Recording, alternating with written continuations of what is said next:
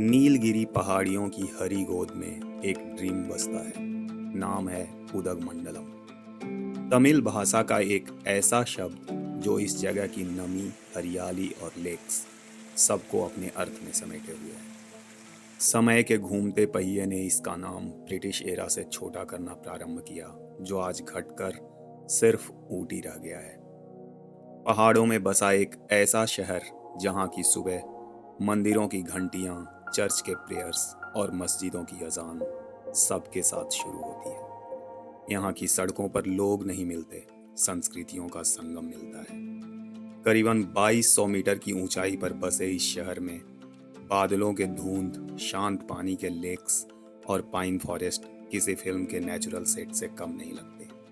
और शायद इसीलिए राज कुछ कुछ होता है, जो जीता वही सिकंदर जैसी बॉलीवुड मूवीज के काफी सारे सीन्स यहीं पर शूट हुए हैं। प्राचीन काल में यह जगह चेरा, चोला जैसे बड़े बड़े डायनेस्टीज के इनडायरेक्ट इन्फ्लुएंस में रहा, पर हमेशा direct control local tribal communities के पास ही रही। बड़ा बदलाव यहाँ तब आया जब 1800 ईस्वी के आसपास ब्रिटिश लोग यहाँ आए और इस क्वीन ऑफ नीलगिरी हिल्स को अपना समर होम बना लिया। आज भी उस एरा के बंगलोज आपको यहाँ पर दिख जाएंगे। इतिहास के कई पन्नों पर अनगिनत कहानियां लिख चुका यह शहर आज भी उतना ही शांत, उतना ही गंभीर और उतना ही खूबसूरत लगता है।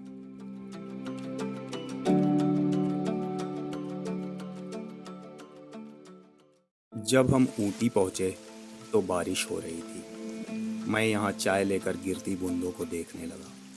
सूखे हुए जहन को भिगोकर दर्द को ये अपने साथ बहा ले जाती हैं शायद। कुछ ही देर पहले कोयम्बटूर में धूप में पिघलती सड़कों पर ट्रैफिक का शोर बह रहा था।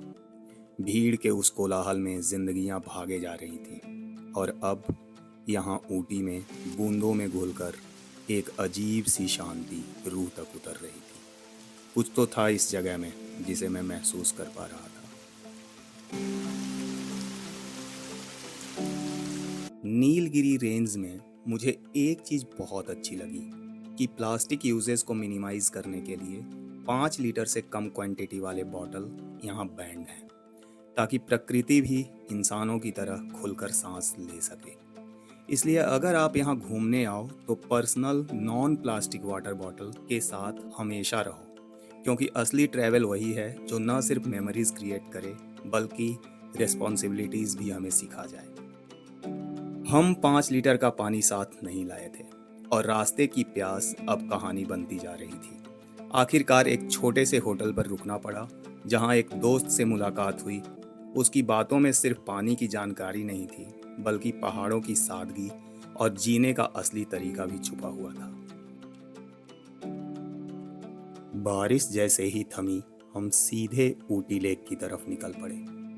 हल्की ठंडी हवा, गीली मिट्टी की खुशबू और झील के ऊपर तैरते बोट्स, पूरा माहौल किसी फिल्म के सीन जैसा लग रहा था। दूर दूर तक लोग बोटिंग में खोए हुए थे, और उसी भीड़ में गुग्गू भी अपनी छोटी सी बोट लेकर पानी पर निकल पड़ा।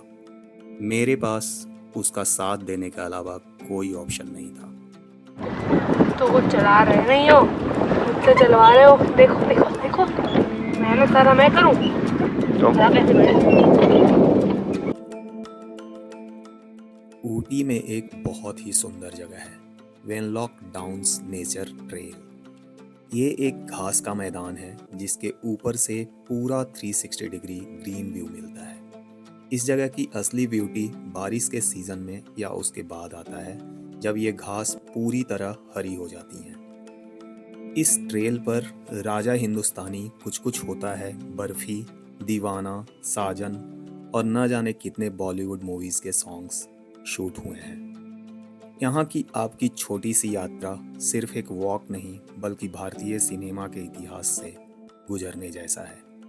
यहाँ के हर एक लम्हे में बॉलीवुड के कई दशक सिमटे महसूस होते हैं। अगर आप मूवीज़ के शौकीन हो तो ये जगह आपके लिए परफेक्ट नेचुरल सेट है। सजेशन मेरा बस इतना ही होगा कि आप यहाँ सुबह 8 से 10 या शाम में 4 बजे के बाद आओ, क्योंकि मौसम उस समय बिल्कुल जादुई होता है और पूरी सीनरी सिनेमैटिक हो जाती है।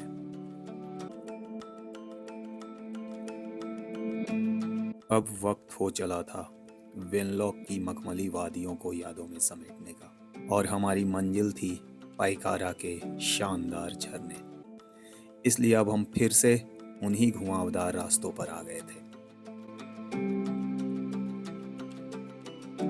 वेनलॉक की खामोशी के बाद कानों में एक प्यारी सी गूंज सुनाई दे रही थी। यह शायद पाइकारा की पुकार थी, नीलगिरी की वादियों में छिपा एक ऐसा कोना जहां कुदरत खुद अपना संगीत लिखती है। सीढ़ी नुमा चट्टानों से टकराता हुआ यह सफ़ेद पानी जब नीचे गिरता है तो इसके कलकल से वक्त जैसे ठहर सा जाता है। यहाँ की हवा में बस ठंडक नहीं, बल्कि चीड़ और देवदार के जंगलों की वो ताजगी है जो आत्मा तक को छूती चली जाती है। ये सिर्फ एक वाटरफॉल नहीं है, नेचर का वो कच्चा बेतहाशा रूप है जिसे लफ्ज़ों में पिरो पाना आसान नहीं। पाइकारा, जहाँ पानी बहता है पर आप ठहर जाते हो।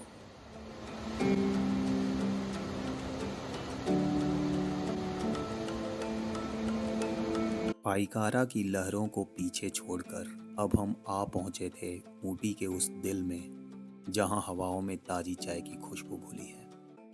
यहाँ टी फैक्ट्री के दरवाजे खुलते ही एक अलग ही दुनिया आपका इस्तकबाल करती है। हमने अपनी आंखों से देखा उस जादुई सफ़र को, कैसे बगानों की हरी पत्तियाँ कड़क चाय के दानों में तब्दील हो जाती हैं। मुरझाना, कुचलना और फिर वो खास सुखाने की प्रक्रिया, हर कदम में एक कारीगरी थी, एक परंपरा थी। ताज़ी उबली चाय की वो पहली चुस्की जैसे पूरे नीलगिरी का सार एक कप में सिमट आया हो। पर कहानी यहीं खत्म नहीं हुई। बगल में ही चॉकलेट की खुशबू हमें अपनी ओर खींच रही थी। पिघलते हुए कोको की वो चमक और ताज़ा बनी चॉकलेट्स की वो मिठास। खुद को रोकना मुश्किल था गुग्गू के लिए, तो हमने कुछ यादें और बहुत सारी चॉकलेट्स अपने घर ले जाने के लिए समेट ली।